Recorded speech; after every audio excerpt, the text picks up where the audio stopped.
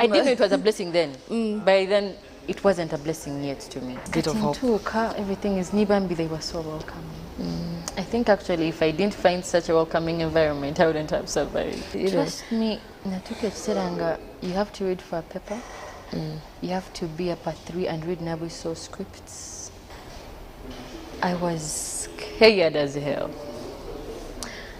I had a lot of pressure. Yeah, I understand. I didn't know what to do.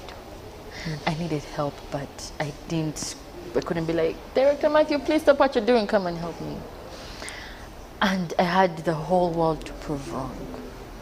I still had to keep my mama surviving too. Yeah. I was tired.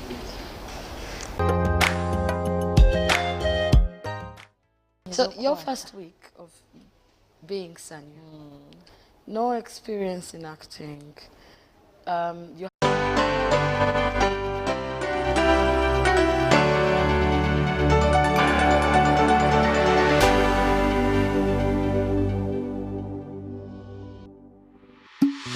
Water gives life.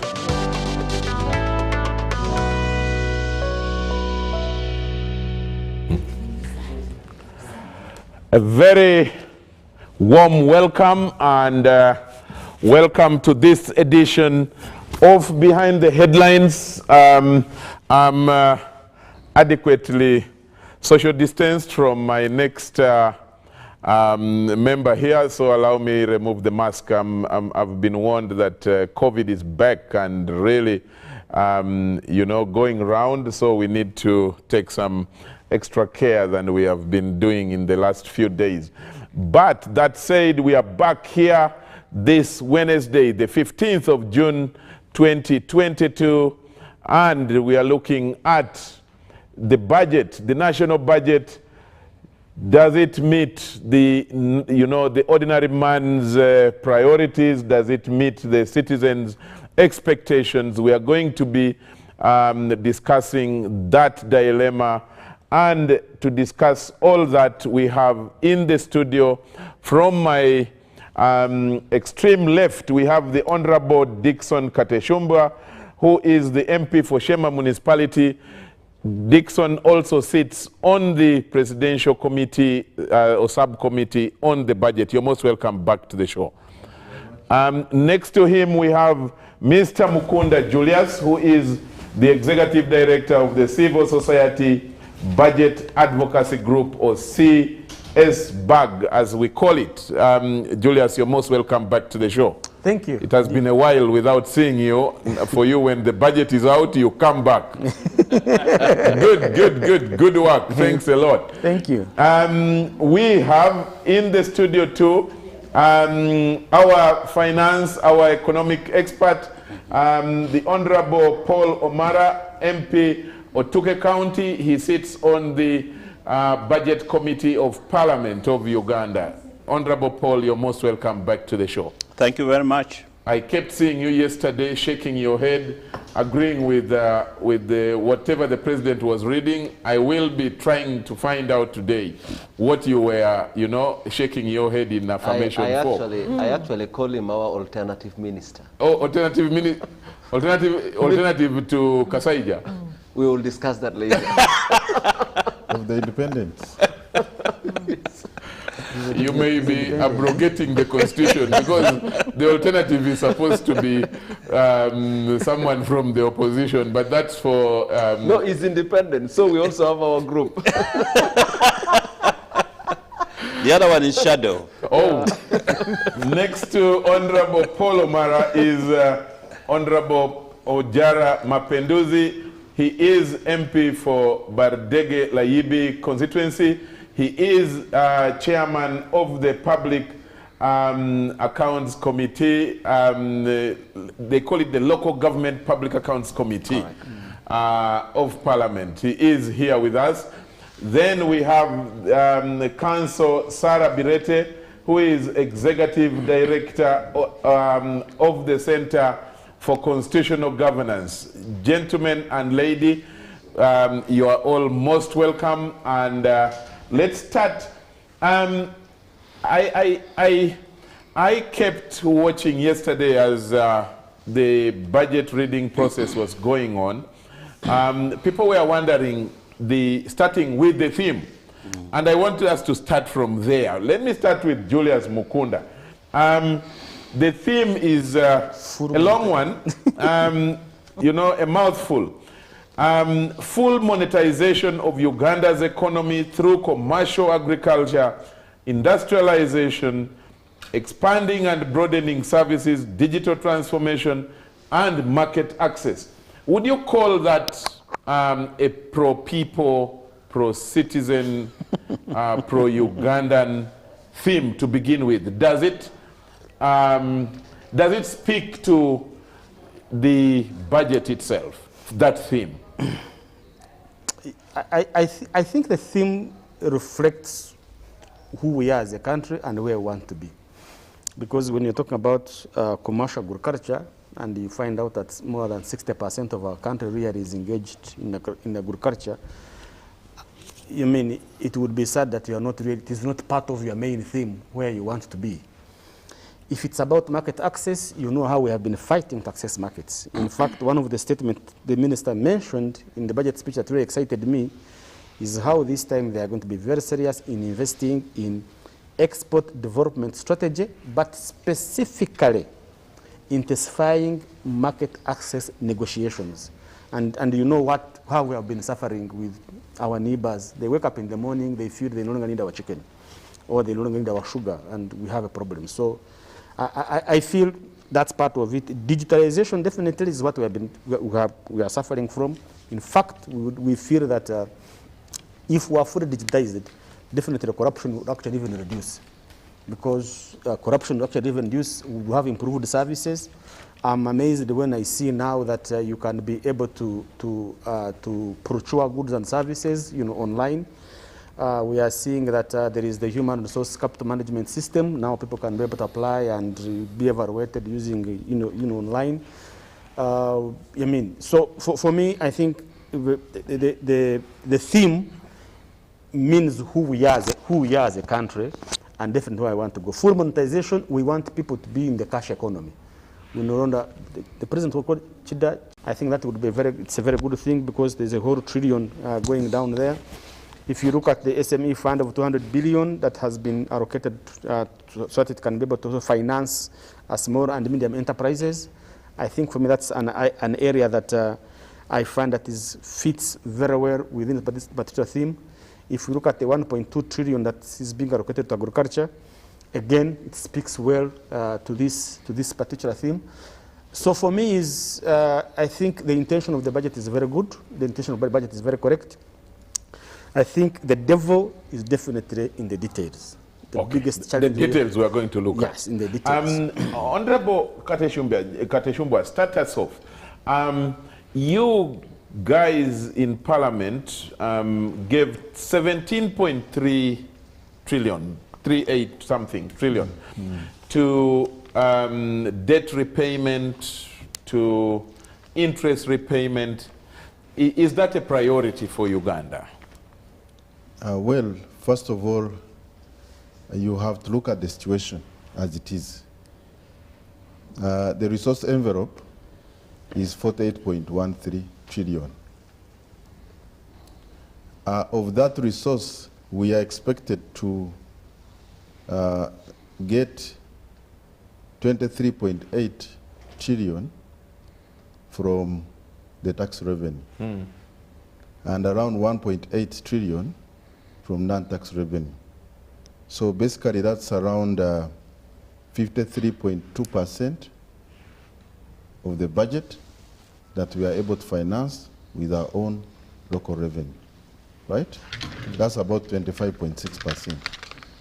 Now, before you look at the debt and what that adds up to 48.13 trillion, now you look at the first call in the budget. You have got wages and salaries, 6.4 trillion. You have got non-wage recurrent expenditure, 14.3. And you have interest payments, 4.7 trillion. When you add those ones, you come to 25.4. I mean, those are non-negotiable. You must pay the interest, you must pay salaries and wages, and then the recurrent expenditure, non-wage. So essentially, the three categories are equivalent to our own The entire locally generated revenue. revenue. Right? So then,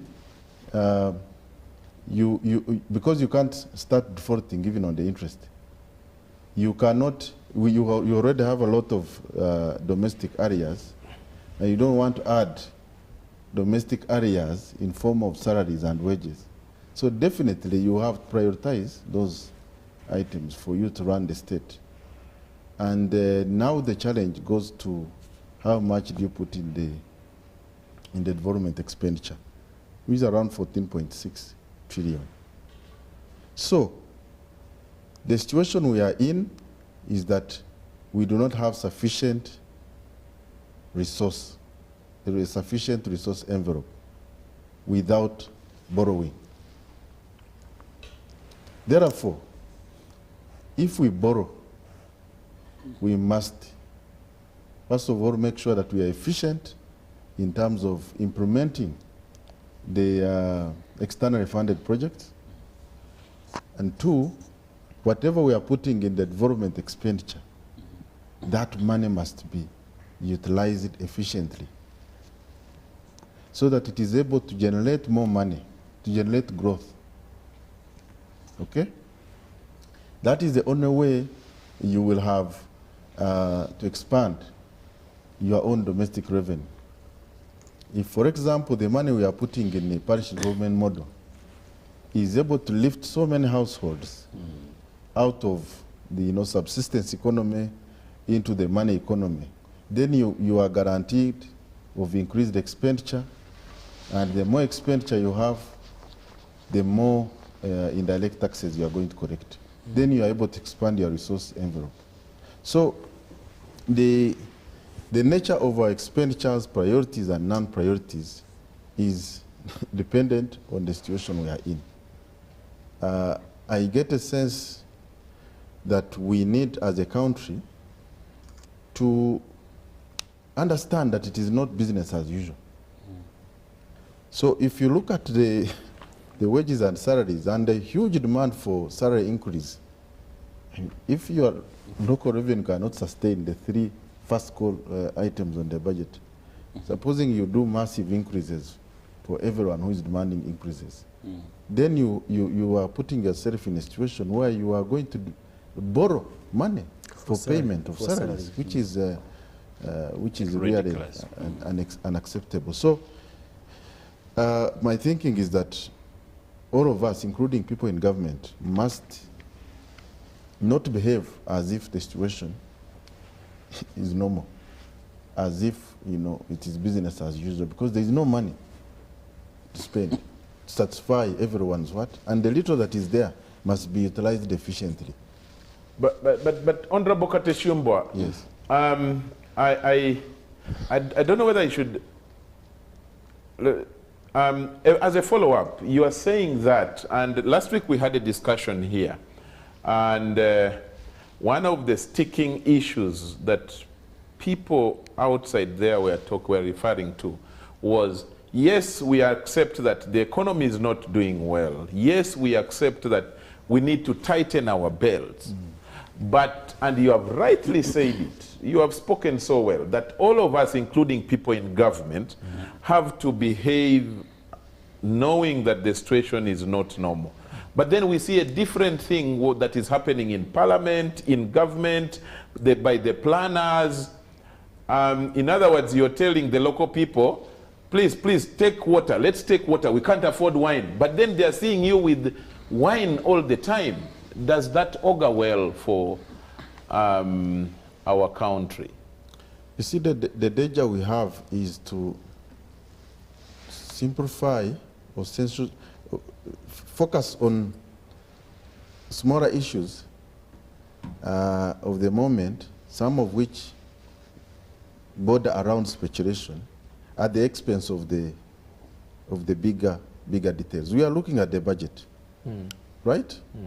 The economic growth is going to be around 4.6%. We have Ceteris seen, paribus, yes, as they call it. we've seen the GDP has expanded.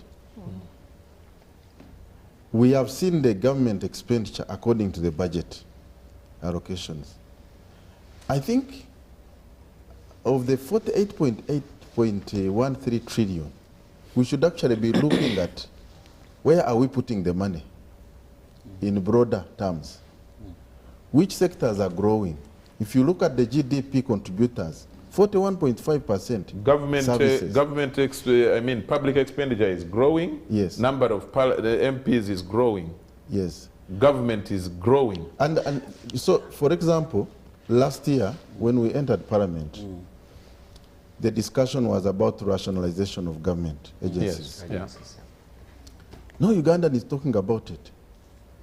If we are able to rationalize government agencies, maybe the next debate would be about rationalizing the political administrative structure. Yes. So that we narrowed, we reduced. Why don't you start with the narrowing that the one? Why don't you start with reducing the number of ministers, the number of MPs, the public spending on public administration, and leave these institutions which are employing the young people and they are paying taxes. They are actually contributing to, the GDP as well. Charles, if you look at the contribution of GDP, agriculture is contributing 24.1%. But how many Ugandans are involved in agriculture? We are a very unproductive society. That's a fact. You look at the amount of money that is coming from local governments. Local government revenue. 238 billion from all the local governments only in Uganda. That just tells you that where you and me come from, we are very unproductive. So what is the big picture? What is going to change is getting everybody productive to contribute towards this growth we are seeing. That is the only way you are going to raise perhaps more sufficient revenue. But if we look at short-term measures and we do not deal with the fundamentals, I'm afraid we will be in the same discussion. The good thing is that we have reached a point where now, I think if we are living in denial, it is now fair and square. We have been discussing the budget in the last 1 month. It was the most stressful time for the members on the budget committee. Looking at so much unfunded priorities, okay? But then when you go back to the NDP 3 and you look at the projects, even the priorities we set out, 69 core projects in the NDP 3, 23 projects behind schedule, 5 projects at feasibility study, 12 projects at concept stage, 12 projects still idea level. How many years have we implemented NDP 3? 3 years. How many years are left? So I think we need to go deep into the discussions. Personally, I would think that even as the budget has been read, we need to have a budget performance audit every quarter. To say if we have said, for example, under roads, they say government allocated 4.3 trillion. And it is clear in the budget that we are going to build 400 kilometers of bitumen standard, 200 kilometers rehabilitation of national roads. They are all listed, 30 bridges. Every quarter, we must be able to measure these key performance indicators and do a performance audit. Otherwise, what's going to happen? The usual disease. We are going to have a supplementary in July because you have not covered your recurrent expenses. And once you have a supplementary, finance is going to suppress the budgets for MDAs. They will release money in the first quarter for core projects. They start suppressing in the second quarter and third quarter. and what will happen? You will have projects which have stalled, not moving. Okay. So we need to have a deeper look at these issues than discussing, you know, there is a vehicle for speaker, things which for me are diversionary from the main issues, from the fundamentals. Honorable Paul, let's keep with the issue of debt for a bit, and whether as a country at this point, and MPs cannot run away from the burden, from the challenge of the issue. 5 years ago, I was checking in my research, 2017, 2016, or 2016, 2017, we just had Uganda's debt stood at 30 trillion. Today we are at 73.5, 49.7 GDP to tax ratio. Can we really afford this? Can we manage it? And you MPs accept that this should go on? And we are yet to borrow for the new budget. Thank you, Charles and viewers. I will make a submission with some caution. Yes, we looked at the debt and how it has been growing over the years.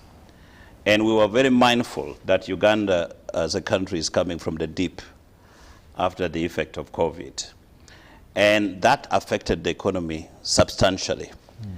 And so if you listen to Honorable Katesh when he was talking about the revenue side of things, we are basically projected to collect about 25 trillion shillings. But you have a budget of 48.1 trillion. You have a rollover debt of about 8-point-something trillion. So definitely to fund your budget, we have to go into the market and get 6.7 trillion from the international market, and then 5.7 trillion domestically to fund the current budget. Now, so when we looked at our debt to GDP ratio as a budget committee during the discussion when we had the Charter for Fiscal Responsibility, we projected that our debt to GDP ratio in the next financial year would be 53.1%. Now, yesterday the minister said that our debt to GDP at 49. I would want to hear from Bank of Uganda that particular figure. My understanding is around 52. Now, in the projections of this budget now, by the time we close the financial year, our debt to GDP ratio would be 55. But if you look at our position within the region, we are still much fairer, much better. And the projection that we did was during the discussion, and when we approved the Charter for Fiscal Responsibility, we'll say it will grow in a very measured way, so that in the 5th year, our debt to GDP ratio should be below 50%. So that as it grows, it will give us the capacity to fund our budget and inject the money in the right sectors of the economy. So that this GDP, as the GDP grows, and also with our anticipation for oil revenues, which will be coming around 2025, 2026, we should therefore be able to not terminate, but reduce our appetite for debt, and also will be in a measured way, be able to reduce that debt. However, we have already noted that in this particular budget, we will have to spend 17 trillion shillings, including principal and interest, which is constituting 36% of this total budget. Now, the only problem will come is when the shillings depreciates against the dollar. That particular factor will grow up even without you borrowing another debt. So another measure which is very important that we need to take care of is the debt repayment rate as a percentage of revenue. As you've seen already, we are projecting to collect cash, the real cash we have, about 25 trillion. But the debt repayments is already 17 point something trillion. You do the maths, you basically have around 5 trillion as a country to spend without borrowing. And so therefore, we have to be very careful. That's the caution I'm providing, that Bank of Uganda now must try very well. The finance minister talked about it the other day, that Bank of Uganda will continue to manage the macroeconomic stability. That means inflation and exchange rate. So that does not exacerbate our debt position. Because what means is that if shillings depreciates, now you need more of the shillings to pay for the same amount of dollar. And if your revenue, your budget framework is now already like cast in stone, you're not going to go beyond the 48.1 trillion budget limit. That's the money you have. So if the shillings depreciates, you'll have to look for money somewhere to pay for the same debt.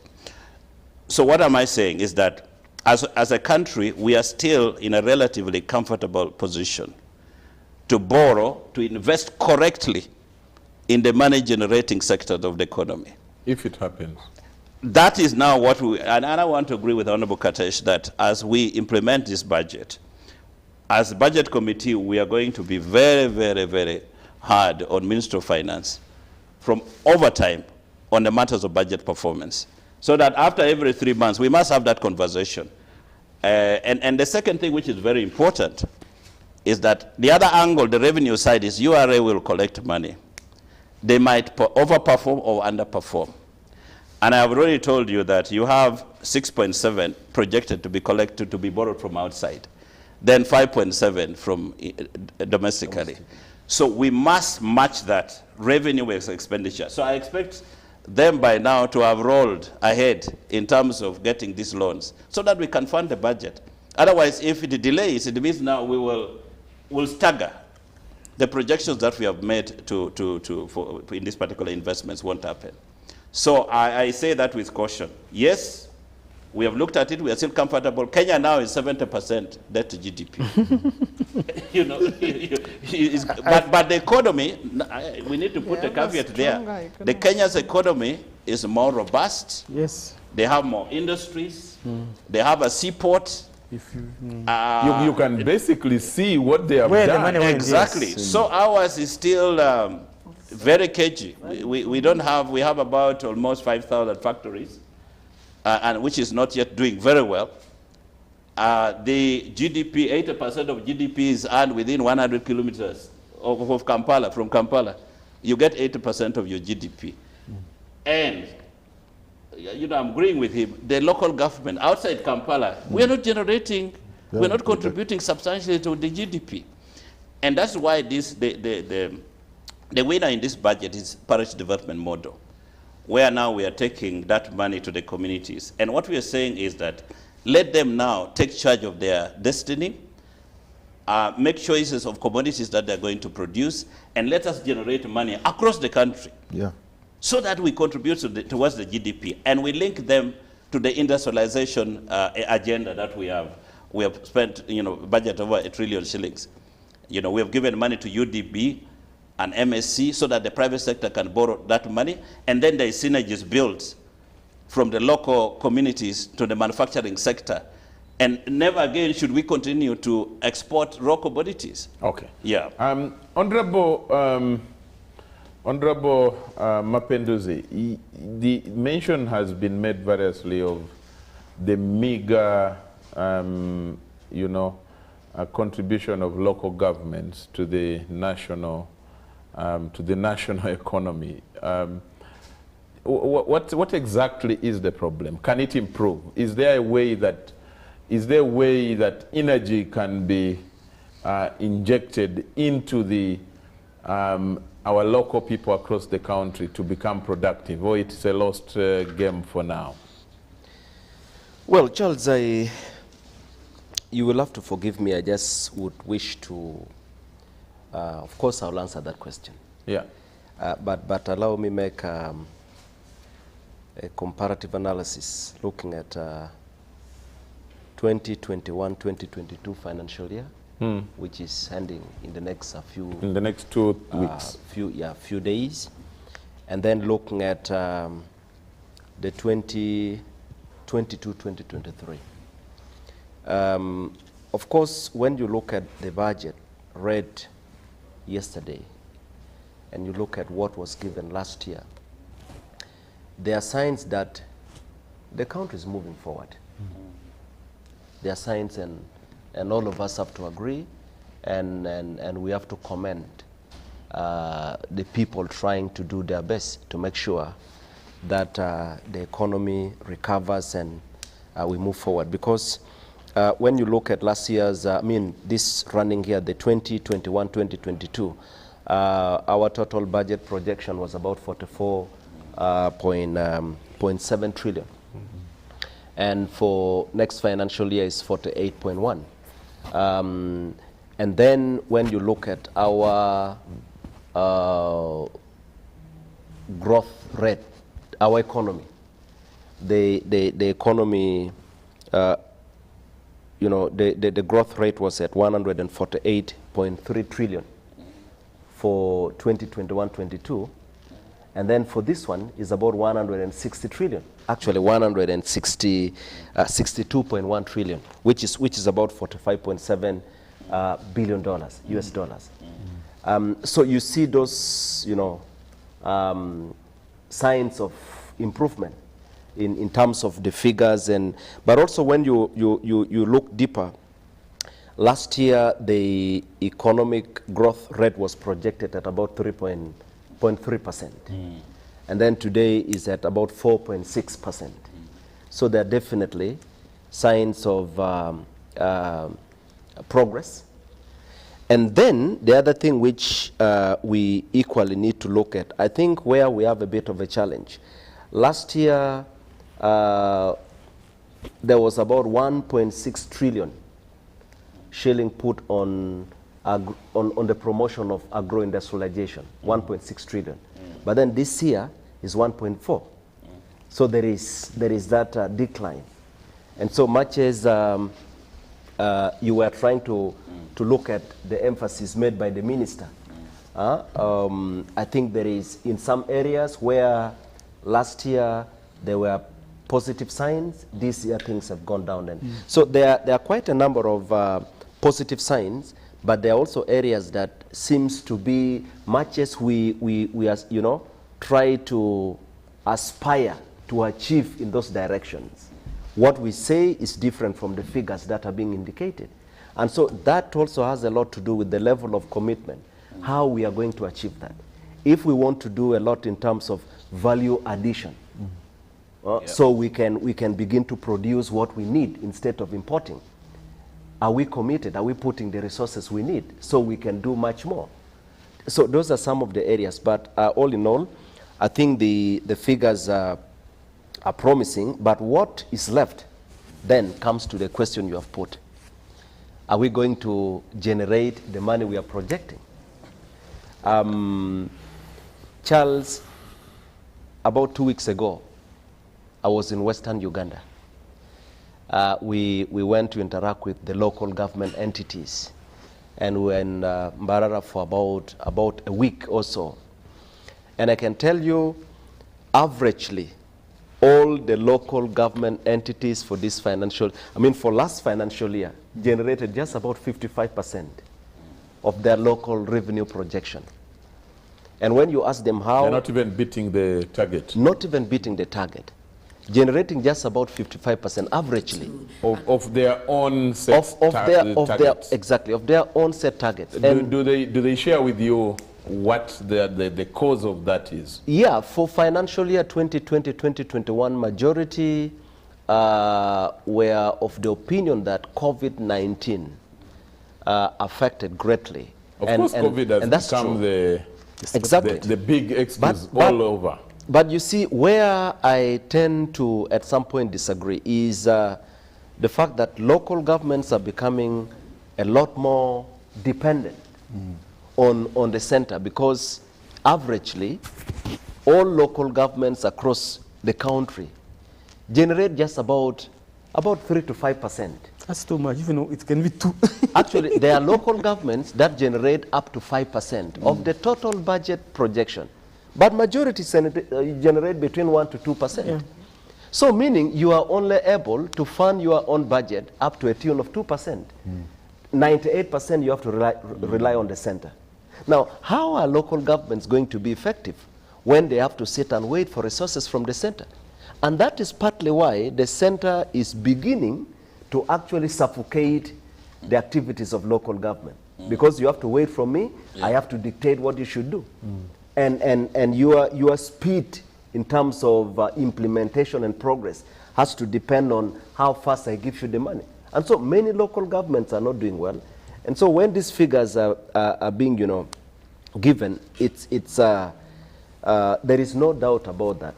And the bigger part where I think if we want to see local governments begin to generate more, we also need to support local government to be a lot more creative. Because even the local revenue sources that we expect them, how do you expect local governments to rely on village markets when people go in the evening?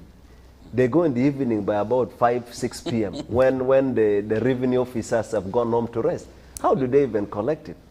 So there are definitely dynamics that have to be well considered, and local governments should be supported more so they can do a lot more effectively.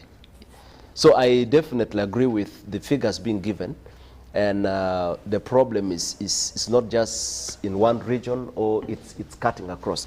But the other thing I also wanted to point out, Charles, in relation to the budget being talked about, much as we have these figures, and for me, we have to be honest with ourselves. I think as long as we still continue to see wasteful expenditures, as long as we still continue to tolerate corruption that has eaten this country, we will continue crying. And yesterday when the figures, being allocated for parish development model was being talked about, I got excited. But then I immediately got reminded that, look, even if we want to send 100 million to every parish, if we don't do a good job down there, if we don't deal with the loopholes that are available, because we have learned from many programs, 100 million per parish is a good investment. All right? Yes, there are things that we have talked about, we will continue talking about, and part of it is that even the 100 million which is being given to all, to some of us is not fair because it doesn't reflect on certain dynamics. For example, where a parish has got 1,000 households, and then another parish has about 500 households, and you are giving equal amount. There, it's not. But let's appreciate that we are starting from somewhere. Yes. We have 100 million starting from a parish. My problem is going to be how the 100 million is going to be managed. Okay. I have a problem. You remember, Charles, during COVID last year, when just 100,000 shilling, 100,000 was meant to be given to vulnerable people. And then you find people who are charged with the responsibility of serving those vulnerable groups, stealing 100,000. So if you cannot be trusted with just 100,000, how do we even begin to imagine that you are going to manage 100 million?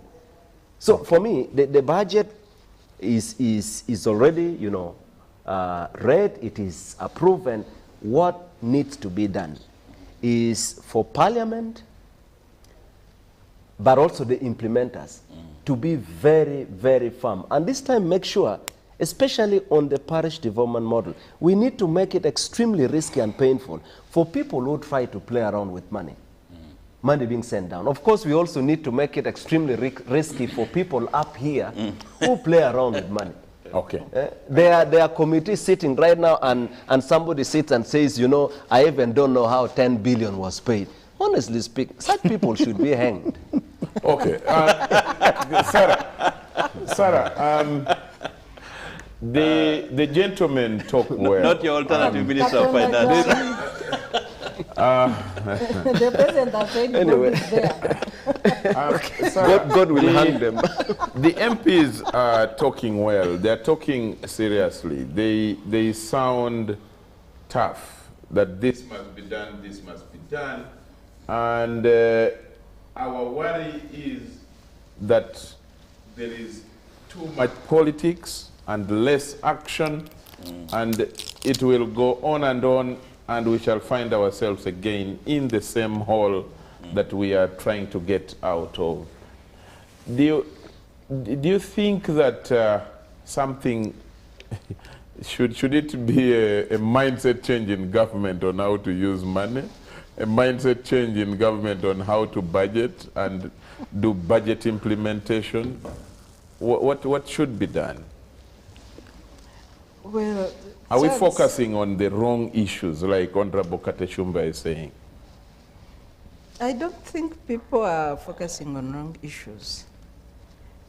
But to begin with, the structure of the budget speech was really very impressive. And I wish to congratulate Ramadan. Gobi, Yes, he's a lecturer, so yes, he did a good PowerPoint Yes, it was really presentation. a very good It presentation. was well and, worked out, organized, structured, and all that. You could see Yeah. the hand of a classroom teacher somewhere. Yes.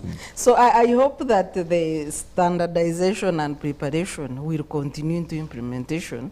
Since this is his first budget, he inherited the other outgoing budget.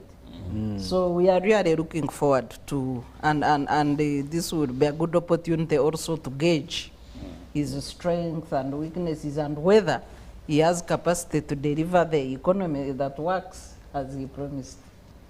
So we are marking him.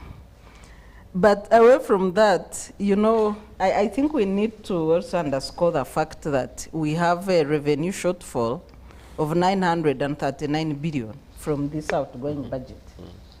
And given the increasing poverty levels within the citizens, increasing inflation, which is now at 6.3, increasing depreciation of the shilling, Honorable Mara talked about it. It's 3.8 now. Yes, versus the dollar, isn't it 6.7?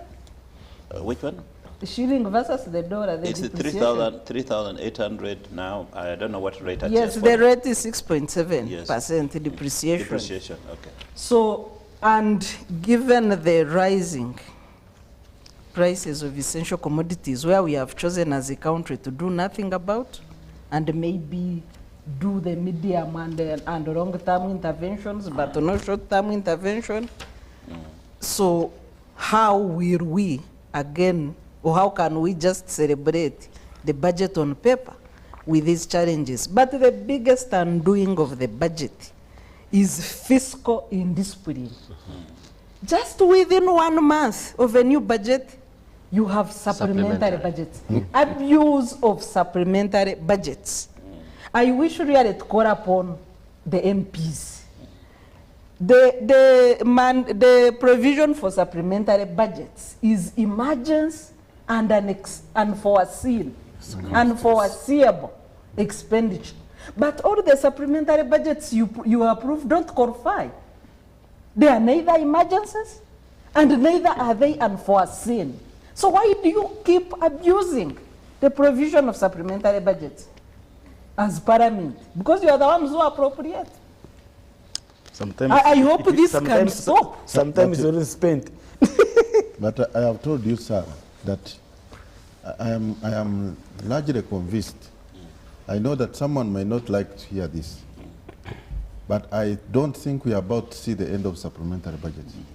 Because if you cannot be able to sufficiently cover your recurrent and first call on the budget, that aspect of foreseen and unforeseen, if you run out of money to pay salaries, what do you do?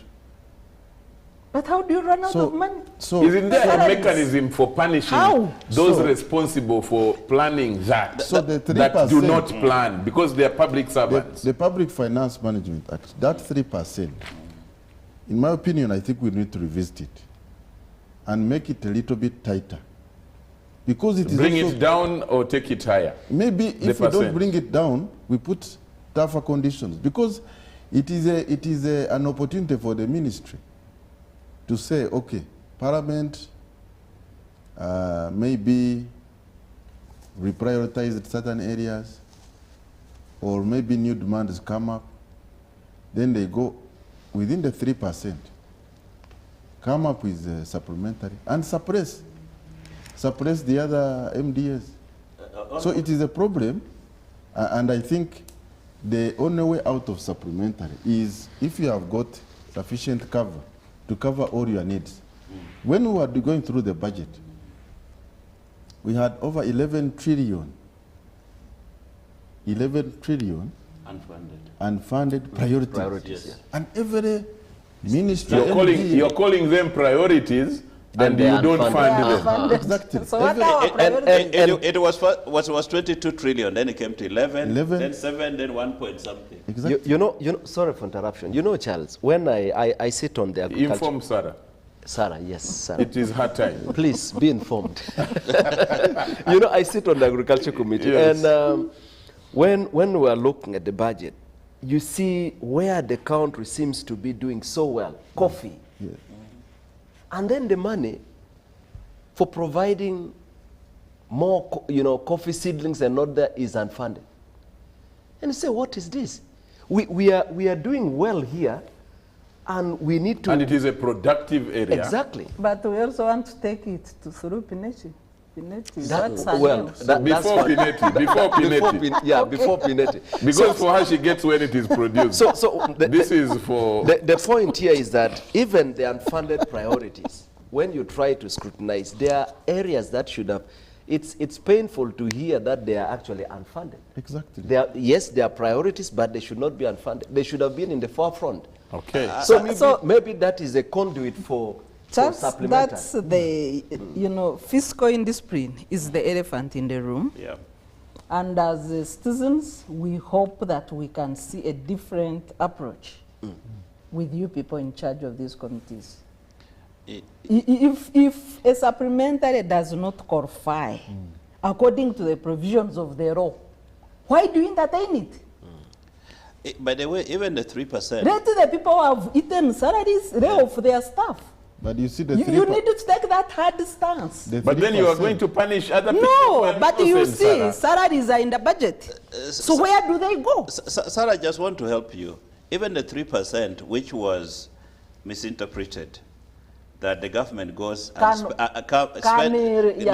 spends the 3% and then just comes to Parliament. Retrospective. The Attorney General conceded in the House that even that 3% has to Must first be be. approved by Parliament Yes. first before they spend. So if there is going to be a window where things will go wrong, you have to blame Parliament. And that's why I'm putting you on the spot. Yeah, we will wait and I personally have always known, especially given my relationship and interaction with Parliament, the Budget Committee. I have always blamed the Parliament for supplementaries. I don't blame Muhakanizi. I don't blame Kasaija. Right now, I can't blame Gobi. I blame MPs because they are the ones who allow it to go on. Just to go to the law and say this request does not qualify under this provision, as simple as that. Salaries are already in the budget. That's right. Whoever diverts salaries, let them go and see what to do with their stuff. Why do you tolerate this really carelessness, indiscipline, and you are the ones who create a loophole for corruption and fraud? Away from that, the second biggest elephant is the nature and character of our economy. The MPs have confirmed that the rural countryside is not productive. It is not part of the economy. We are also saying agriculture is not productive enough, 21-point-something% of GDP. 24%. Of GDP. Yeah, But agriculture still is our biggest volume of exports. It is our livelihood. Yes. It saved us during COVID. And it employs 68% of Ugandans. It serves inflation by stabilizing food. You're right. It also provides security, because in Sudan, in countries like Sudan, they go to the streets because of food. So why in Uganda, you cannot get that because we have something to eat. Yeah, it's good we have economists in the room today. How can we really change? And before it wasn't like that. I wish really to underscore the fact that before, agriculture was productive for this country. Yes, things change. We have diversified the economy, but diversifying should be to improve and not to create negatives in something that is already progressive. So how can we change the nature of the economy, especially agriculture, which employs almost all Ugandans? Because if you have 68% of productive labor in a sector, and we are saying coffee, even when it is underfunded, its exports this year was able to increase on its own. So that shows an opportunity. Over $400 million. Yes. So why do we stay with this situation that is impoverishing Ugandans, that is making all of us poor? And the third point, Charles, I want to raise is the issue of local revenue generation.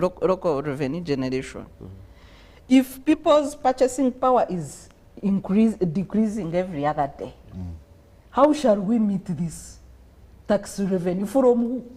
Good question. From who? That's true. Yeah.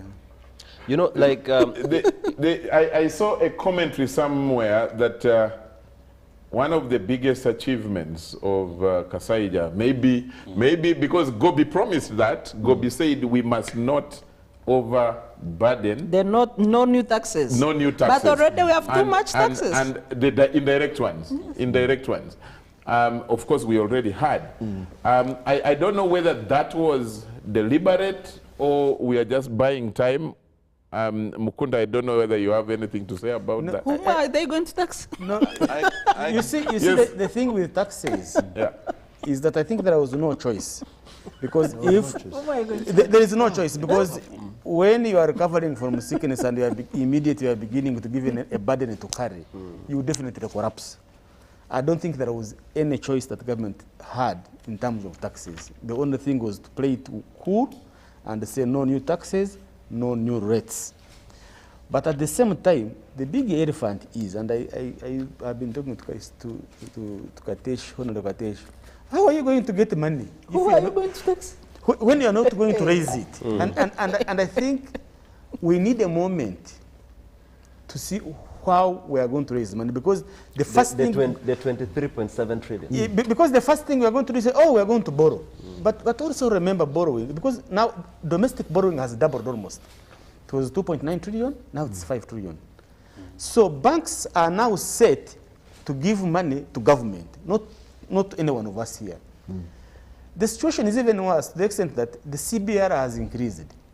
And I think you have seen in the adverts, banks have started advertising. Due to the CBR increase, our prime lending rate has also increased.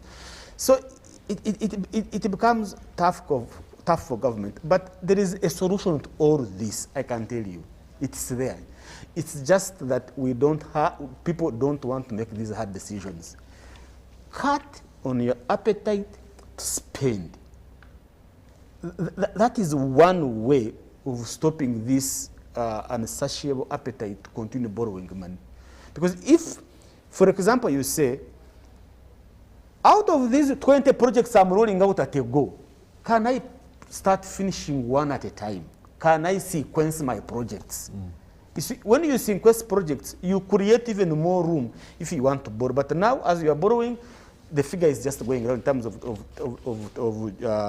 debt to GDP. So sequence your project. That's number one. Number two is those projects that are not performing, kick them out of the system.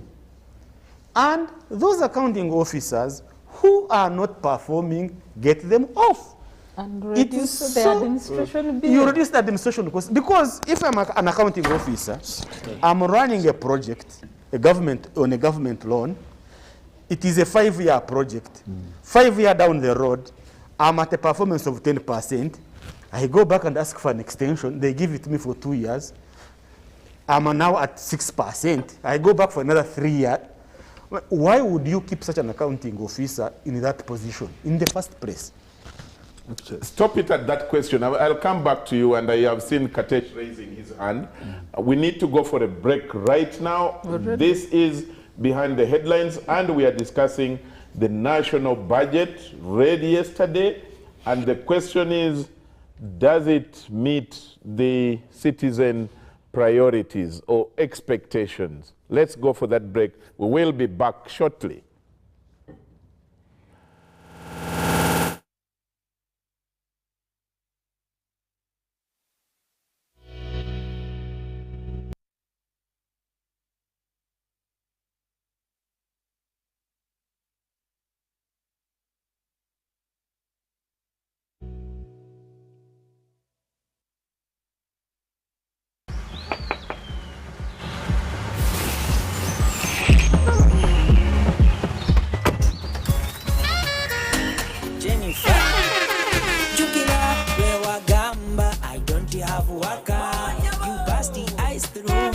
About my waka, now come and see for yourself. See my waka that I got with Momo Nyabo.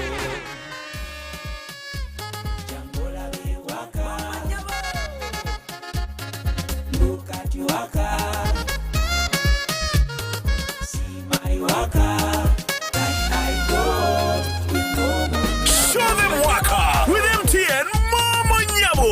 Simply deposit 20K or more on your mobile money for a chance to win 3 Toyota Succeeds and money to 2,000 lucky winners every week. We're giving away 24 cars and over 2 billion shillings of mobile money. Are you a player in the tourism sector with a struggling business following the COVID pandemic? UDB, in partnership with European Union, is providing financial assistance to businesses operating in the tourism sector. You can access subsidized loan with grants, loan with a tenure of up to 5 years, free business advisory services, and free environmental impact assessment. Visit www.udbl.co.ug/call for applications to apply. Deadline for submission is 31st October 2022 at 5 p.m. For more information, please call 0414 355 509. Get connected today with the My Airtel 4G smartphone and enjoy free data for 1 whole year worth 86,500 Uganda shillings. That's free 2 GB for the first month and free 1 GB for the next 11 months at only 250,000 Uganda shillings with free data for 1 whole year worth 86,500 shillings, making the effective price of the 4G phone 163,500 shillings only. Airtel, the smartphone network. Do you need data collection services, data analysis and reporting, monitoring and evaluation systems? Then contact Mold Technologies, a professional research firm that has provided many organizations with timely research solutions for over 15 years. For more information, visit www.mt.co.ug or call us on 0704 913 399 or 0782 602 963. Visit our office in Kampala at Sayuni Complex in Tinda. Mood Technologies, your professional research firm. Fun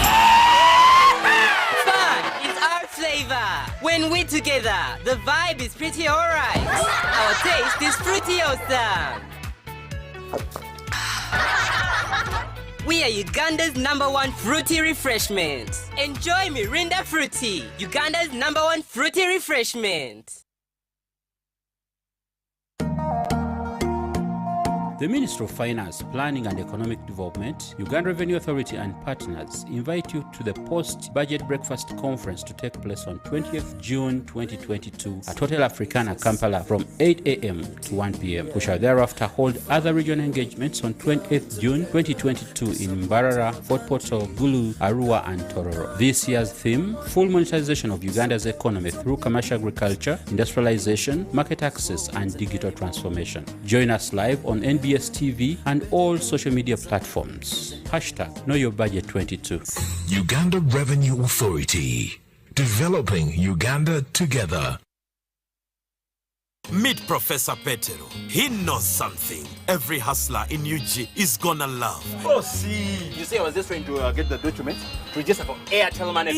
You don't need the documents. You just say for register. What's going on here? He sells things from the shop, and behind my back, he gets the money and gives it to his girlfriends. But just get Airtel Money Pay so that all money comes direct to your business wallet, and only you, the owner, have access to it. Just dial *185 *10 hash, and now you are on. No waiting. Huh? This insanity is sweet. Give them also. I only take Airtel Money Pay. It's easy and secure. Yes, become a safer and more efficient cash-free business today. Easy. No mixing your business money with your Kameza money. No, that's efficient. Airtel Money. Instant, secure, borderless.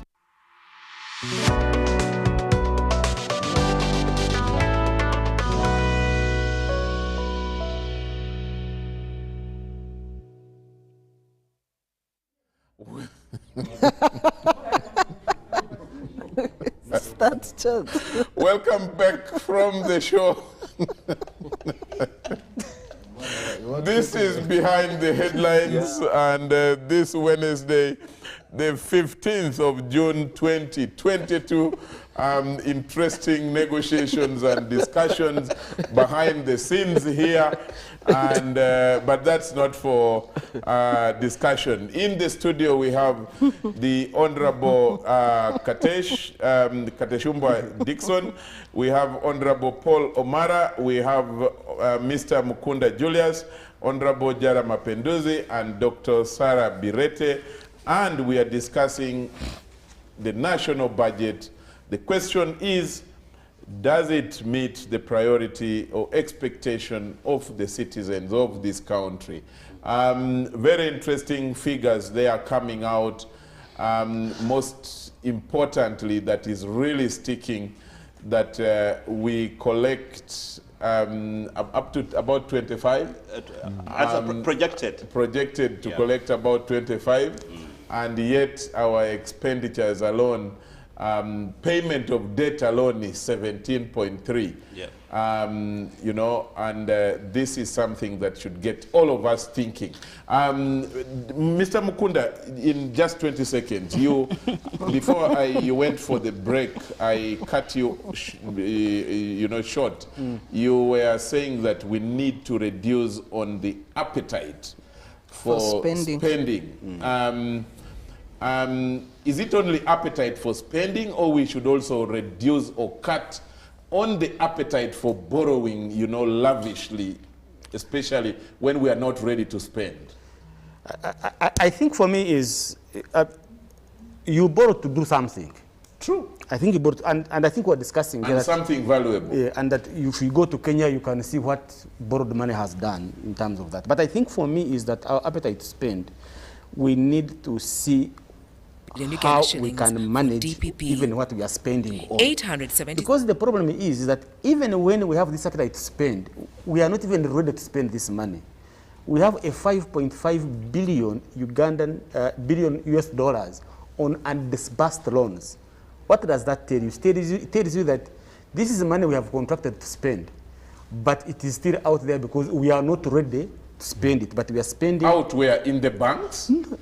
World Bank, Kuwait International Development Fund, all these multinational agencies. 5.5 billion US dollars of, and that's about 20 trillion shillings. So that money is there. We are supposed to use it, but we are not using it. Why? Because we are not ready, but we are still contracting more loans and trying to spend more money. So that's what I'm saying. Does that kind of money, undisbursed loans, does it attract interest? Interest and commitment fees. Interest already is. No, we are paying. Commitment fees. No, commitment fees. And commitment fees. So for me is when I say we cut our appetite to spend, I mean that, let us only spend what we can and spend on all the things that only that can also bring returns. Okay. Yes. Good. The Honorable Paul, before I bring in Dixon, is that something which is manageable? At what point can Parliament, rein in and say, Ministry of Finance, you are not ready with this and the other processes, procurement, whatever, name it, and therefore you are not ready to spend, so don't borrow it. At what point do you come in? I think it should start from the other side. It should start from the executive. Another transfer No. I will come to Parliament. The leader of government business should actually take charge of all projects of government and should demand accountability. This is the Prime Minister? The Prime Minister, yes, should demand for accountability from the Minister of Finance. As Parliament, we have asked the Minister of Finance to come with all the monies that have been borrowed. The inceptions, how they're running, maturities, and the status of those loans. And because we have actually discovered, as you said correctly, that some of these funds are borrowed without readiness with the counter funding money. And so it sits there, it earns interest, and fees are being charged. Now, this is where they should actually give the president a 1-page or 2 pages to see how this thing is moving on. So the president is busy, so the Prime Minister should take charge to make sure that these funds are not seated, because the Minister of Finance is like the magical team in their own house. We really need to go in deep inside there, and this 11th Parliament is very different. We are going to ask very tough questions. We said, come now with the loans that you've borrowed, because it's the citizens that pay for this interest. Yeah. It's us who suffer in the end. Let me go to the issues of revenue. We have not increased taxes. Charles, out of 44 million Ugandans, only 2 million pay taxes. The rest are just feeding. The rest are just feeding on the. The rest are feeding on these 2 million people. They are parasites. Parasites, in other words. That is why. So can you look into that camera and tell the Ugandans? By the way, many of them are your voters as well. That you are parasites. Those are your words.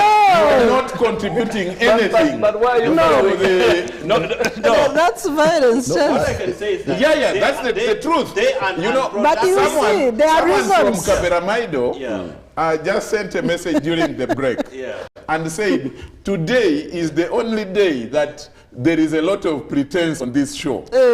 That we are pretending that you will stop supplementary.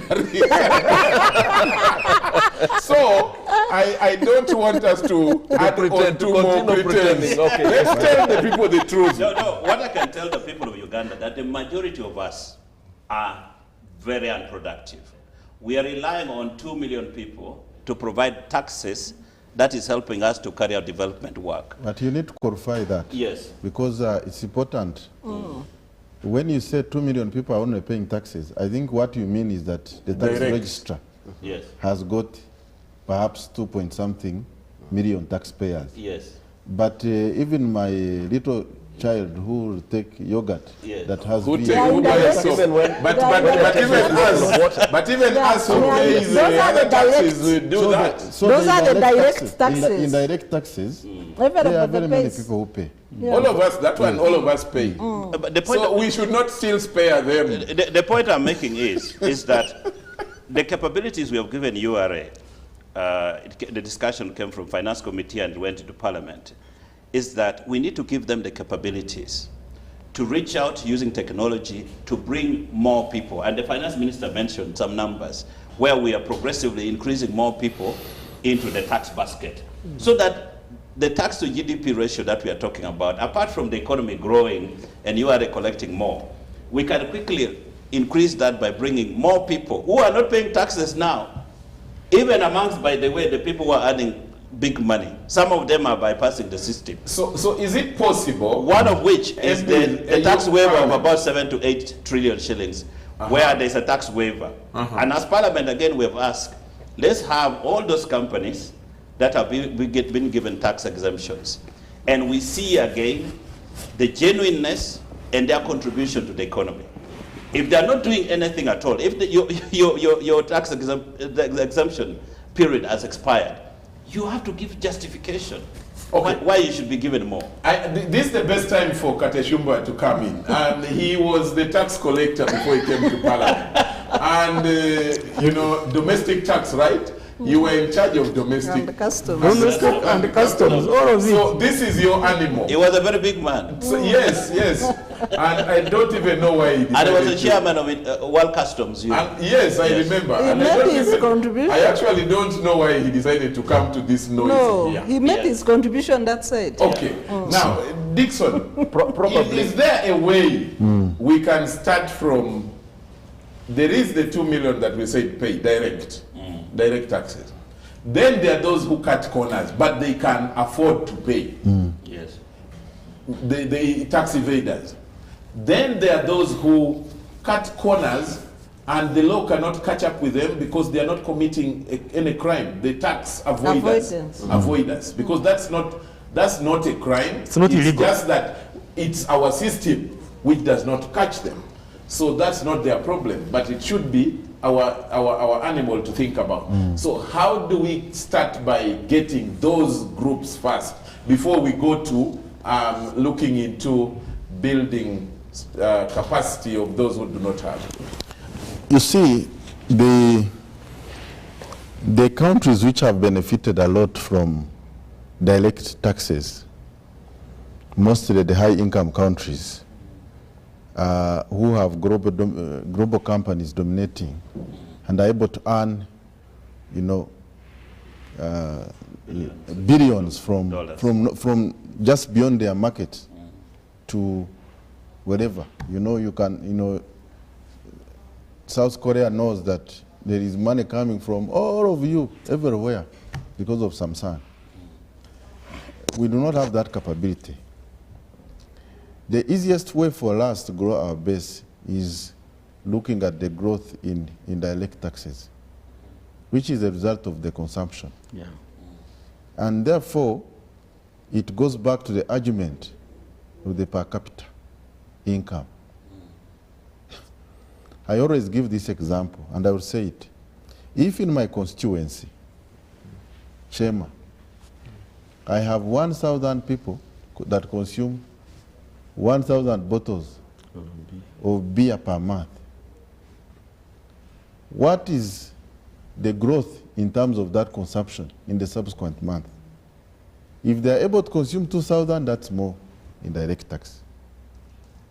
That is the way that we can grow the base. The other way is efficiency.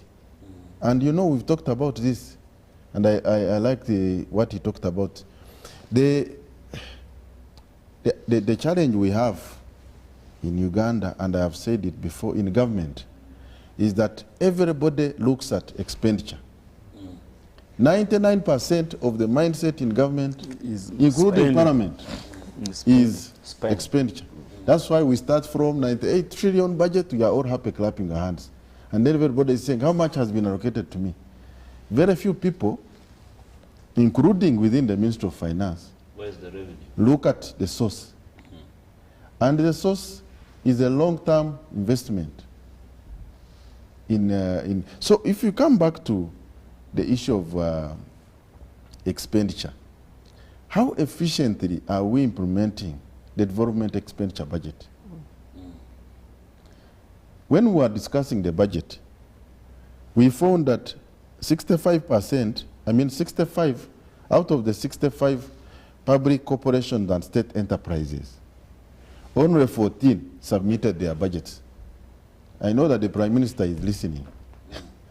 Parliament has taken a decision that the accounting officers of those agencies should not be appointed. I mean, that is a very... So those are the enterprises who are going to be behind certain loans, that are not going to be implemented on time, that commit government. And when we come back next year, budgeting, you have a lot of commitments by government on projects, and they become unfunded priorities. The counterpart funding becomes unfunded priority. That's where we are. So for us to be more efficient, we must if we are going to borrow money to invest in something, we must implement it on time. The beauty with this year, and that's why, for me, I'm very excited. The beauty this year is that we have the parish model. If we, the members of parliament, actually take it serious, maybe it will succeed. But if we say this parish model, because for the first time, I can see my constituency getting 2.3 billion. Which they have never got. Eh? 2.3 billion. And if that 2.3 billion as capital can generate a return of 20%, then I know that the per capita income in Shema will be going up. And therefore the consumption will be what? Going up. Will be going up. And that feeds into the revenue. So we need to support the implementation of that. Finally, it comes back to the Ministry of Finance. How the ministry behaves in the next 12 months. And this is where we need to be very serious as Parliament. On the releases, you see, you have 48 trillion. If the development budget expenditure, the releases are going to come in the later year and are not prioritized, they will not.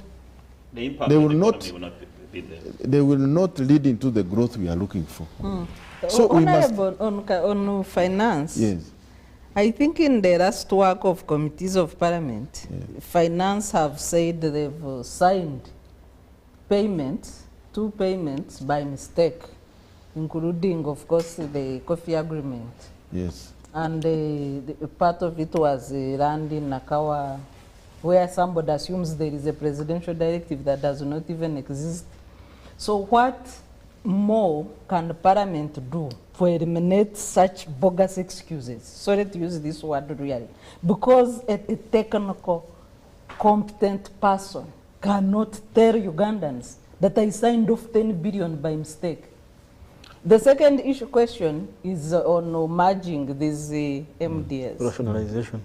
Why did Parliament drop that process? Or how can you pick it up? No, Parliament never dropped the process. It is actually, we are actually disappointed with the slow pace of the executive. You have so many commissions. You know, when you sit in the budget committee, you have the whole government. And you can see the repetition. This one wants to do this one wants to do this. If you actually did that, you will achieve.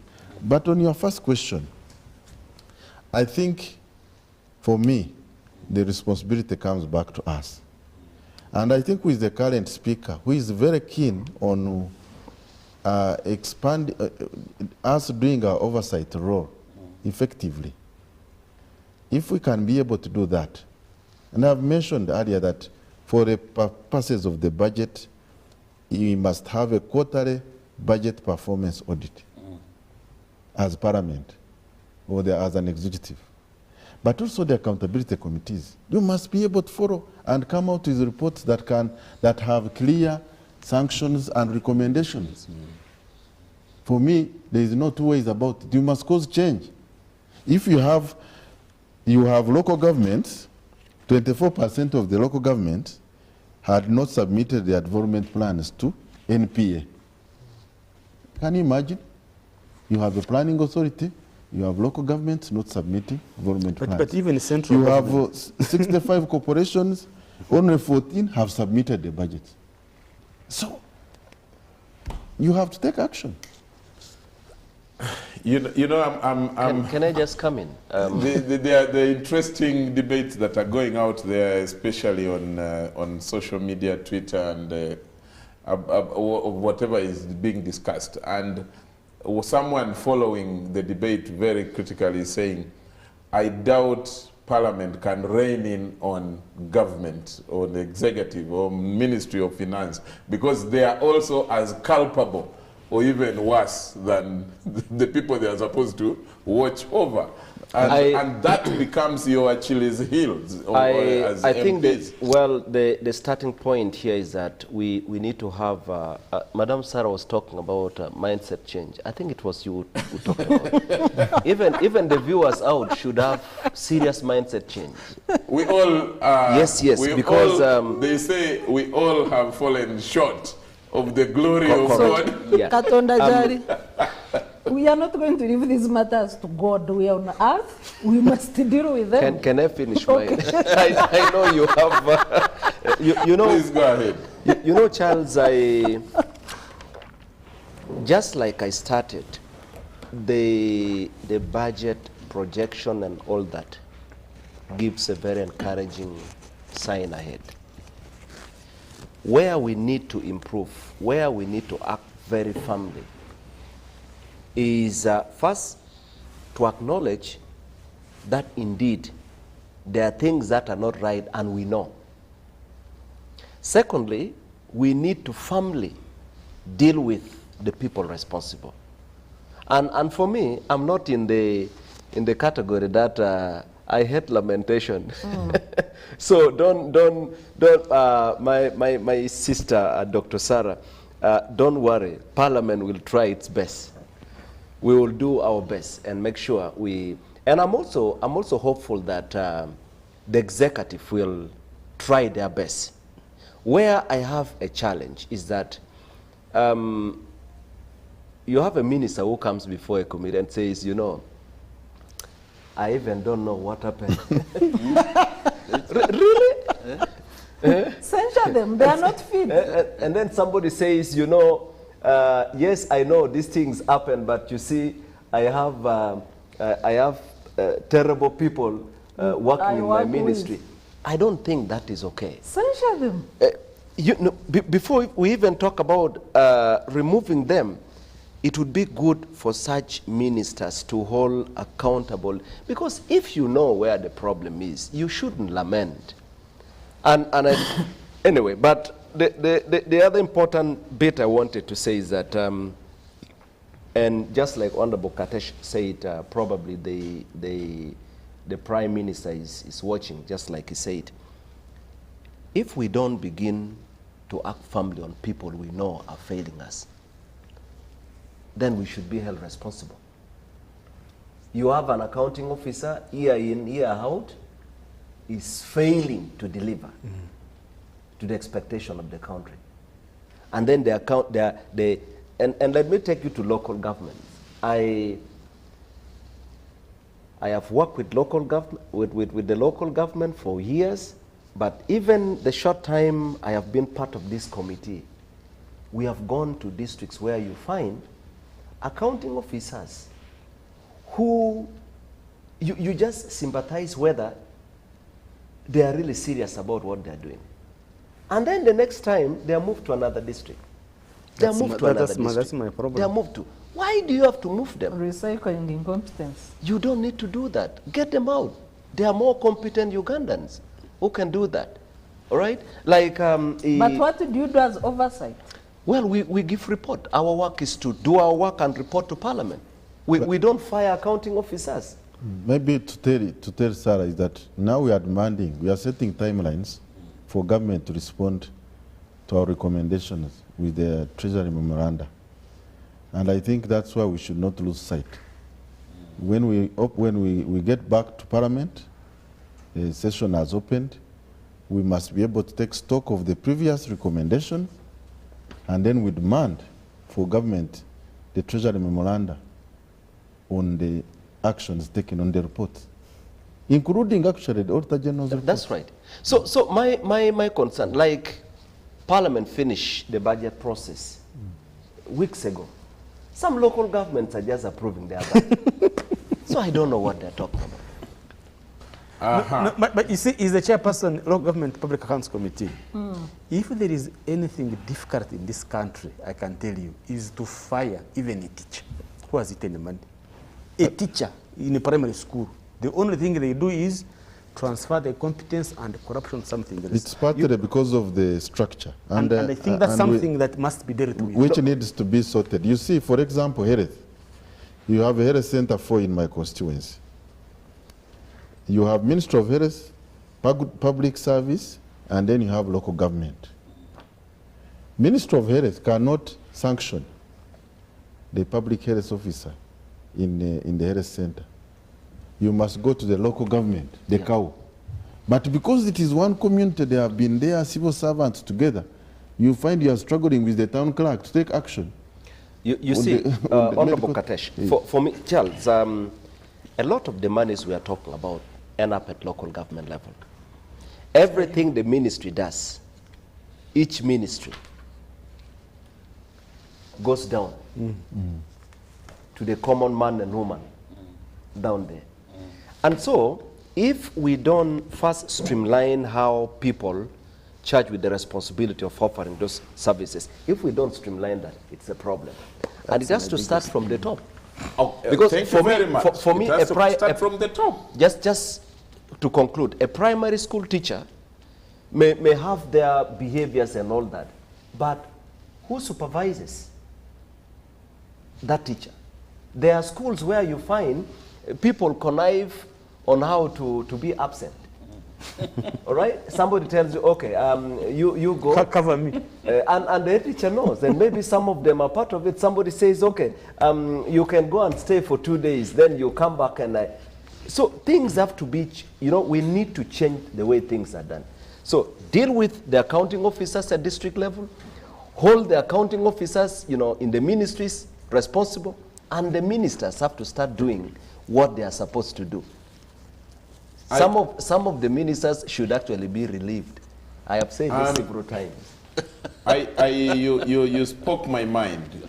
Let that good example start from the top. And there is now what has become a cliche here, that, the fish starts rotting from the head. And for me, as far as leadership is concerned, I agree with Katesh, the structures, it needs to be streamlined and all that. But as long as the example that you people from cabinet, executive, parliament, judiciary, from the top, at the center, as long as you don't start showing the best example, that if you are preaching that let's tighten our belts, we should see that your waists are smaller, then you will not, as long as that does not happen, don't expect a cow or an LC5, LC3 to do that. And because we are all humans, and it should be as basic as that. So the mindset change, and I will repeat that in my view. That's right. The mindset change has to start from parliament, executive, judiciary, then take it down to the LCs, the town councils. Then you will have a right to direct police to arrest the wrongdoers. If not, then we are all doomed. It's the same country, we are all doomed. But let me bring in the viewer out there. Some people have shared their thoughts. Philip Loibok from Moroto says, my point is government is not carrying government is now carrying an operation in Karamoja, which has resulted in loss of some innocent lives. My question is, does government have in the current budget a provision for Karamoja to recover from disarmament distractions? Andua Martin from Arua City says, the issue of accusing local governments over poor revenue collection and relying on the central government is misleading and absolutely false. The URA collects taxes from the local governments. What happened is that the central government, has ring-fenced the collection of lucrative sources to URA, leaving local governments with few less productive sources like market dues. The Honorable Katesh and Honorable Mapenduzi, you will have to throw more light on that for our people to understand better if that is true. And then Honorable Paul, you will have to respond to the issue of whether there is money to benefit the Karamoja region in the disarmament thing. Anthony in Rubaga says, Honorable Kateshumbwa has spoken satisfactory to my soul. I vote you, my president and finance minister. Dixon, someone has promoted you very fast. Honorable Kasaija is now in trouble. As far as Anthony Nrubaga is concerned here. Luano Hosea from Ginger North Division, Budondo, says, apparently on the ground we are being informed that the money will be targeting the less privileged and with the target of giving each household that qualifies 1 million shillings. Now, where does that leave the youth with startups and without households? Honorable Omara and Julius, you will need to respond to this. This is talking about parish development model. And I think we need to, from this time going forward, we need to start sensitizing our people that this is not free money. You see the kind of expectation that is being generated. Godfrey Mbuya says, I submit that the budget meets the citizens' expectations in word but never in deed. Emphasis should have been put on support for SMEs through making available cheap finances for their growth, reduce cost of public administration, borrow for ready projects only and not for project ideas. Thank you very much, Godfrey. Finally, right now we have someone called Alele Fred from Ayago Lira. He says, income per capita Ugandan budget 2023 is 3.7 million.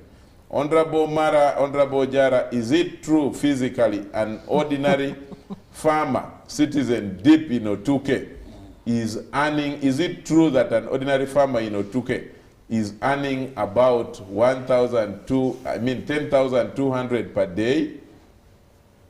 If so, what are these Bardege Guluwes people producing to earn such amount to justify this per capita measure?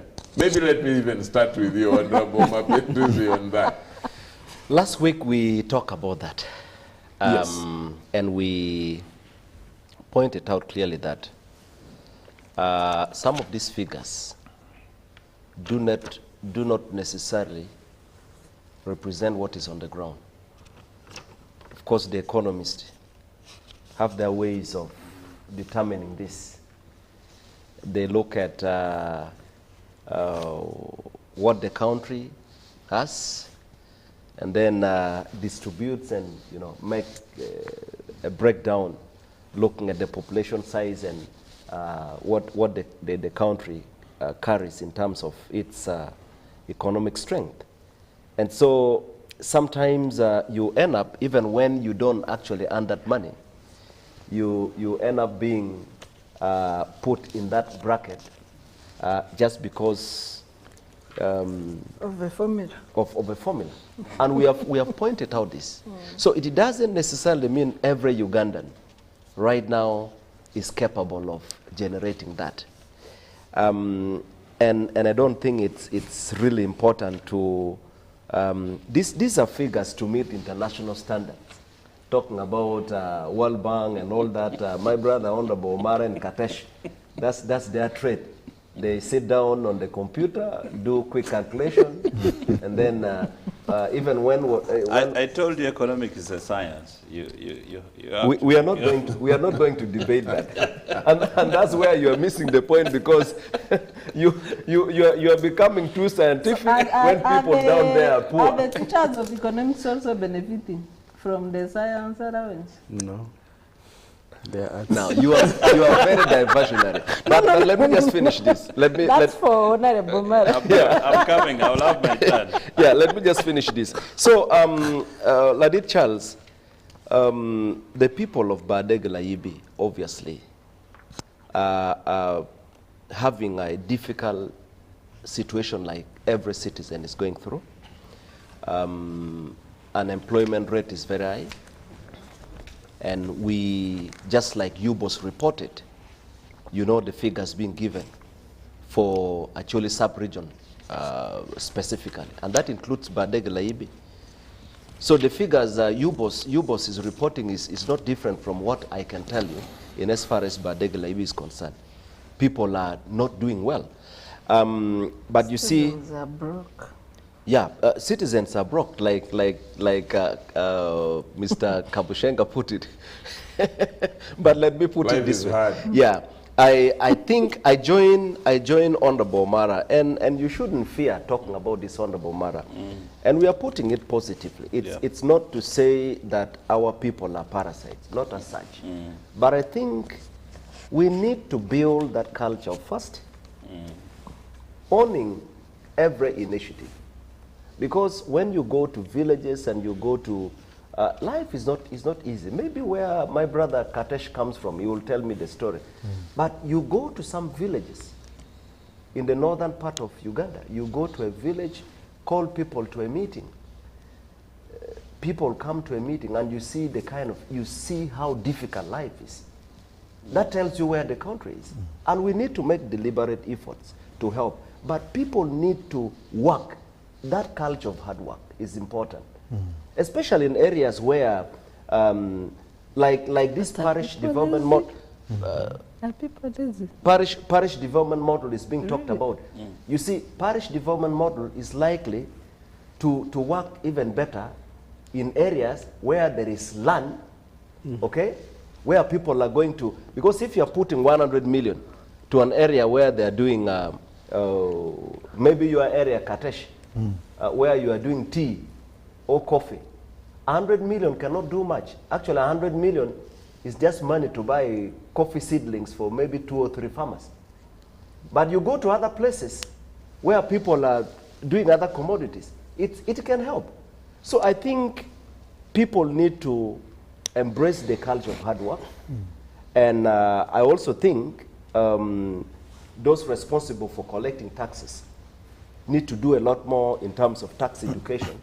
Last week I had a meeting, Charles, with the business community in Gulu.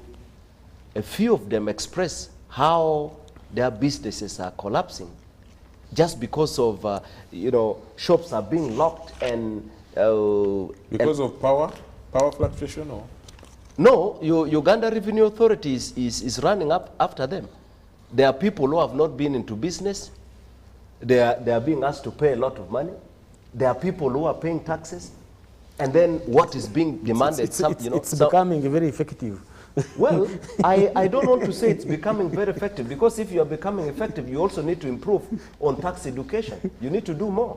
So people know what is taking place. Let's give room so there for are businesses Omara that to are collapsing, as well. and I think it is not fair for tax collectors to kill businesses. Well, tax collectors are feared even in the Bible. The Bible doesn't talk about them very nicely. Okay, Honorable Omara. Charles, responding to the questions that have been asked about Karamoja, during supplementary we provided some money to help General Katumba create security roles within Karamoja. The issue of national and strategic security is one item which the government has focused on, and this budget has put some good money on. So the person in Karamoja want to tell you that it is important that we have peace in Karamoja, and we want to create roads so that the soldiers can maneuver and bring the peace that we need, and the peace that we need in Otuke. I'm the MP for Otuke, and everything that happens in Karamoja affects us. The second one on PDM, we have got the statistics. The 38% poor, the people who are not in the money economy. So the PDM is going to focus on those people so that the theme of the budget is fulfilled. That is total monetization of the economy. So we need to bring everybody. Nobody should be left behind. So PDM is a project that will help us to do that. Charles, I want to add quickly that this budget, if implemented properly, will really help this country to bounce back. If, for example, Honorable Katesh talked about the money that has been put on infrastructure for roads and railways, 4.3 trillion. My request to my friend General Katumba Wamala is that let us first now deal the railways. If we deal the railways, then all this traffic jam from here to Malava will actually get out so that the main cargo thing now can come on the railways. So the implementation of this budget is quite important. And we must focus on it and many other areas, especially the human capital development on education. Education 4.1 trillion and then health 3.7 trillion. The responsible ministers, again, really have to make sure that the upgrades of the health center 2s to 3 and 3 to 4s and the rebuilding of the regional referral hospital should happen. At the end of the year, if we do everything on our part, then we should have a better country. And the capital development expenditures especially, if we focus on it, because that is the one that really generates revenue, for us to collect more revenue, if it's implemented properly, then we'll have a better country after 12 months. But as Parliament, whoever is everywhere should know that we will play our oversight role. Yeah. And what I can promise the people of Uganda is that the 11th Parliament is different, a little different, and we want to make it different. Yeah, thank you, sir. Just if I may come in briefly to ask Honorable Omara to guide us. Yeah. You know, speaking for the citizens, during COVID, especially at the beginning, there was too much uncertainty. What is this thing? How far is it going to be here? So a citizen would have assumed that the leadership would be more committed, fully utilize COVID funds. Because even them, they were at risk of dying. But the way they stole COVID money, with the threat of life, the threat of life, at one point they were also not sure that they would utilize that money, but they still store it.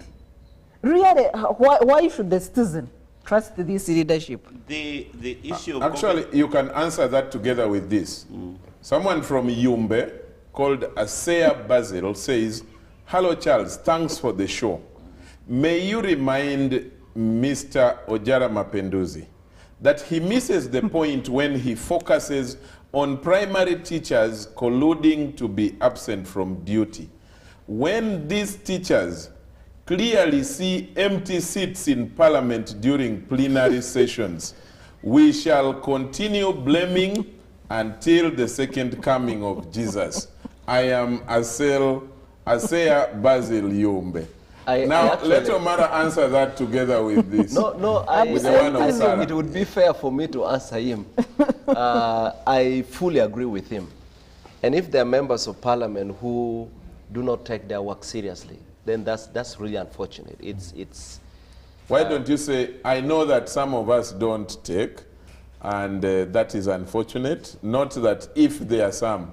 You know, when I get into Parliament, I become too serious and I don't focus on who is in and who is I like that. I don't want to pay attention to others. And Charles, to answer. Yes, that's a good one. To answer Dr. Sarah, you know, when you give an allegation of fraud, you have to, I'm using the audit report.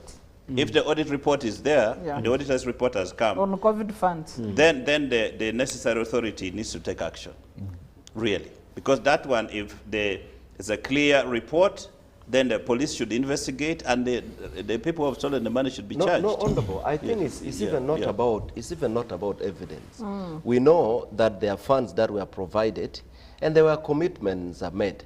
For example, commitments were made that vaccines would be, developed. There were many things that were promised. But also health workers. They are still striking for COVID allowances. So there are definitely areas where we fail to do well as a country, and we need to admit. And there is need for improvement.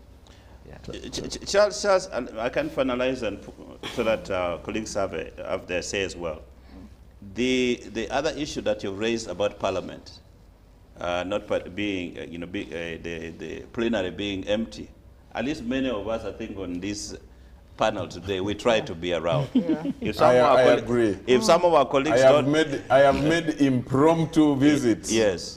And whether it is a Monday or Friday or Wednesday, at least the three of you, I can vouch. Thank you. I have found you really active and doing the work. And we see you. Thank you. You can't answer for others. Just two very important things. In this budget, at least 20 billion has been put in for the teachers' circle. So the teachers outside there, you should know that your money is in this budget 20 billion shillings. And that one they should receive. And for Dr. Sarah and the women of Uganda, the women entrepreneurs, the $240 million is in the budget for the women entrepreneurs. So if you're starting to do some business, please keep your eyes open, follow with the responsible ministry, and make sure you benefit from that money. Thank you, sir. Again, it goes to local government. They need to take it Yes, Julius. Two things for me, because it's becoming a parliamentary issue now. Respond to them as well. Yes, I think for me is, I'm not underestimating the importance of security in this country. In fact, I'm even happy that for the first time I've had the minister talk about enhancing the pay for our garant soldiers, security personnel. When do we plan to budget for conflict resolution? When do we plan to budget for peaceful resolution? When do we plan to budget for calling people to dialogue and solve a conflict peacefully? Because I know, yes, a gun, we are there to enforce the peace, but maybe could there be a Dialogue is cheaper. Dialogue is cheaper. Could there be another means of how we can reduce these conflicts rather than, enforcing them on people? I think it is something I would like parliamentary to think about. And maybe, Julius, information as you make your point. There is money we are supposed to pay to DRC for Puranda out of the ICJ ruling. The first installment is due in September, $65 million. Is it in this budget? Yes. Yeah. Okay. So I think for me, it is something I would like us to begin to think about as we move forward. Lastly, for me, I think is on the point on the parish development model. I think what is going to kill the parish model are all the misconceptions on how it's supposed to run. Because today you hear each household is going to get 1 million. The next thing you hear, you are supposed to buy only agricultural inputs. And yet the concept of the parish model was that you send money to a parish, it is a circle receives the money and lends it to people to spend on those items they think will bring returns to them. In fact, in my village, people are saying, our problem is marketing matoke. All we need is to get this money, borrow it, hire a truck to bring matoke to Kampala. Because in my village, a bunch costs 1,000, 2,000. In Kampala, it's 10 times that. So for them, that's what they want to do, nothing else. But now if you say, only buy agricultural inputs, now you are creating room for corruption. You're going to start creating people who are going to supply the inputs. And that's where we are coming from. We shouldn't be able to go back. So I think it's very, very important we have one message, not confuse the public. Like we said, parish development, I think, is a game changer for me, really, I think. It's a game changer if it is run well. I'm looking forward for members of parliament to really look forward for this, the monitoring of this particular money. And I'm really very happy that for the last two quarters of this ending financial year, Ministry of Finance has not sent money to sub-counties because they were not prepared. So let us ensure that money goes to a sub-county, that a parish that exists. That's the number one. That the parish development committee is functional. It is there. That there is a parish chief, that the beneficiaries do exist. Those 4 elements really can make the parish development model work. That's really I'm looking forward to. And if the Prime Minister is listening, let her really take it very seriously. Thank you.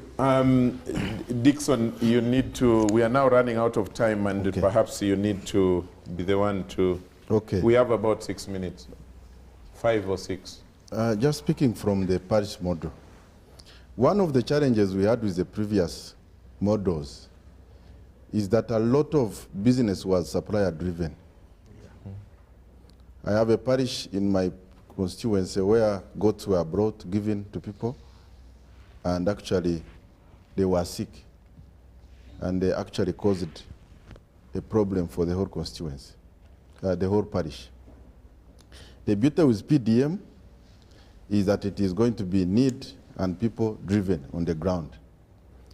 We as parliament must stick to the policy I had a meeting in Shema over the weekend, and when I met the top technocrats, including security and RDC, I told them the first, when I come on the ground to sensitize the people, I want to start with you, because you must have a consistent message across. And that's where I call upon my colleagues, the MPs, is that we must own this program. Yeah.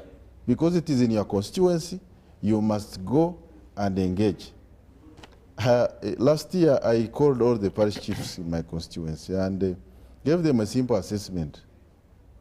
And I think the results told me where we are. So there is no way you can sit back. However, as we do this, government must plan. You know, all of us, many people are talking about the potential failure, etc. But no one is looking at how do we manage the success of the parish model, even if it is at 60%.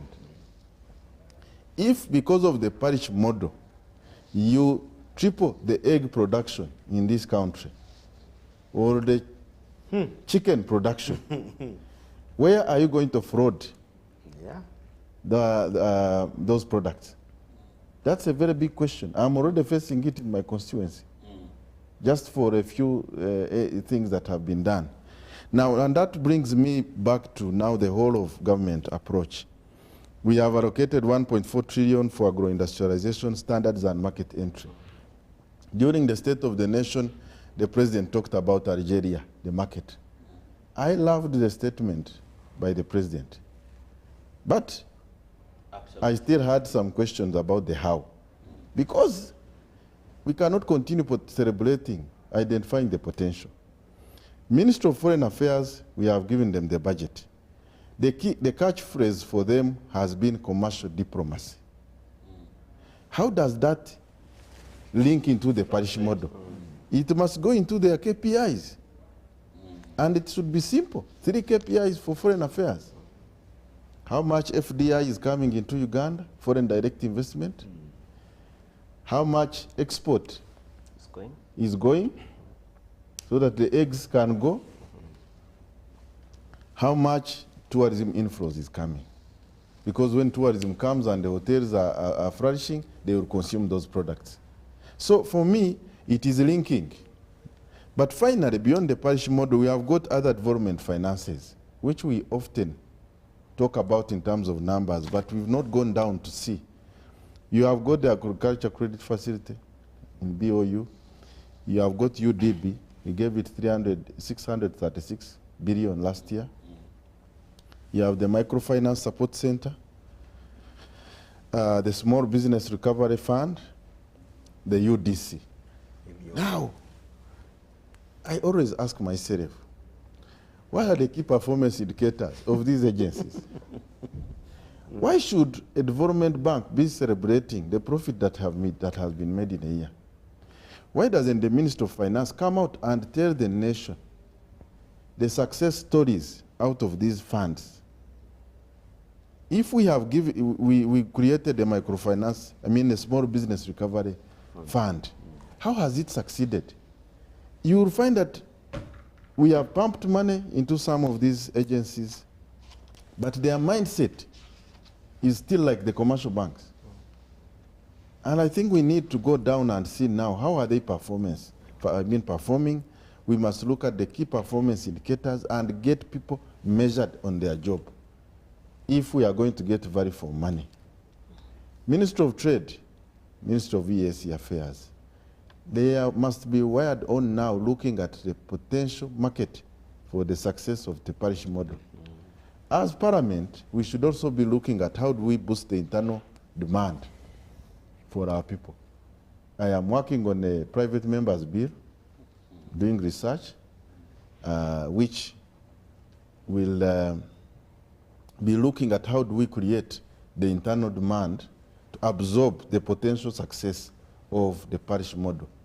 For me, if the parish model succeeds, even at 60%, it is good enough for us as a starting point as a country. We should not be negative towards it. We should own it as members of Parliament, and we must go down on the ground. I am going to Shema for a couple of weeks. I must move parish by parish and make sure that this money this program succeeds. Okay. Your colleague, the PSST, Ramadan Gobi, tweeted, I think yesterday, and said, this was yesterday, and said, "Dear Ugandans, the 2022-2023 budget has been presented. I've got feedback that it is a good budget.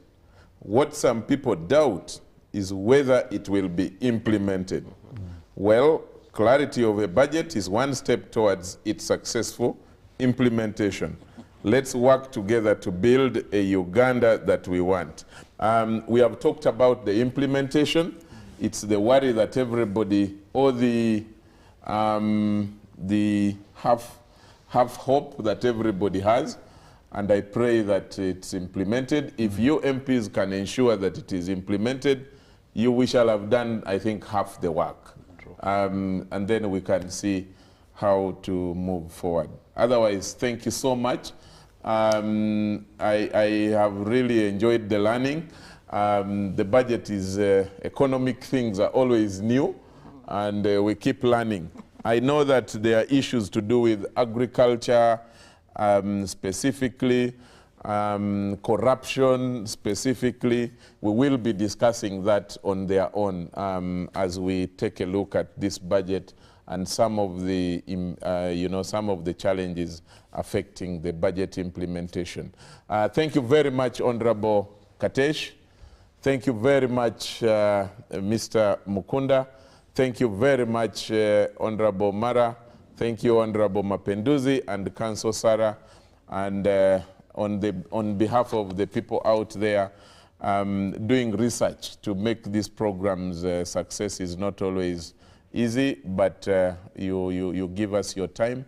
We don't take it for granted. And to you out there who shares, especially those who share your thoughts, your time, your messages with us through the feedback you send, thank you very much. We also don't take you for granted. From the entire technical team here, the production team, and myself, thank you very much. And we wish you God's blessings. Bye-bye. Until next week, take care.